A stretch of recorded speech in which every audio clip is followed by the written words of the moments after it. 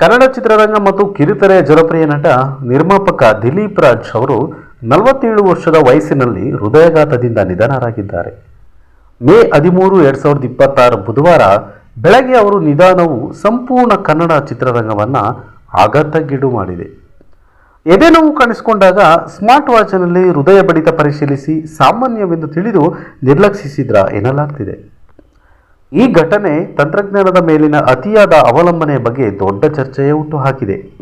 ನಿನ್ನೆ ಮೇ 12 ರಾತ್ರಿ ಎದೆನೋವು ಕಾಣಿಸಿಕೊಂಡಾಗ ದಿಲೀಪ್ ರಾಜ್ ಅವರು ತಮ್ಮ ಸ್ಮಾರ್ಟ್ ವಾಚ್ ಮೂಲಕ ಹೃದಯದ ಬಡಿತವನ್ನು ಪರಿಶೀಲಿಸಿದರು. ವಾಚ್ ಸಾಮಾನ್ಯ ತೋರಿಸಿದ್ದರಿಂದ ಅವರು ನಿರ್ಲಕ್ಷ್ಯ ಮಾಡಿ ವಿಶ್ರಾಂತಿ ಪಡೆದಿದ್ದರು. ಆದರೆ ಮಧ್ಯರಾತ್ರಿ ನೋವು ತೀವ್ರಗೊಂಡಾಗ ಆಸ್ಪತ್ರೆಗೆ ದಾಖಲಿಸಲಾಗಿತ್ತು. ಬೆಂಗಳೂರಿನ ಕುಮಾರಸ್ವಾಮಿ ಲೇಔಟ್ನ ಅಪೋಲೋ ಆಸ್ಪತ್ರೆಗೆ ಕರೆದೊಯ್ದರೂ ವೈದ್ಯರ ಪ್ರಯತ್ನಗಳು ವ್ಯರ್ಥವಾದವು. ಸ್ಮಾರ್ಟ್ ವಾಚ್ ನಂಬಿ ಜೀವನ ಕಳೆದುಕೊಂಡ್ರಾ ಎಂಬ ಪ್ರಶ್ನೆ ಅವರ ಹತ್ತಿರದವರಿಗೆ ಗೊತ್ತಾಗ್ತಿದೆ.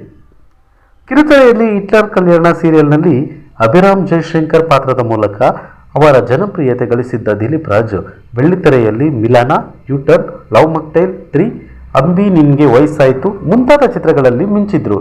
ನಟನೆಯ ಜೊತೆಗೆ ನಿರ್ದೇಶಕ ಮತ್ತು ನಿರ್ಮಾಪಕರಾಗಿಯೂ ಕೆಲಸ ಮಾಡಿದರು.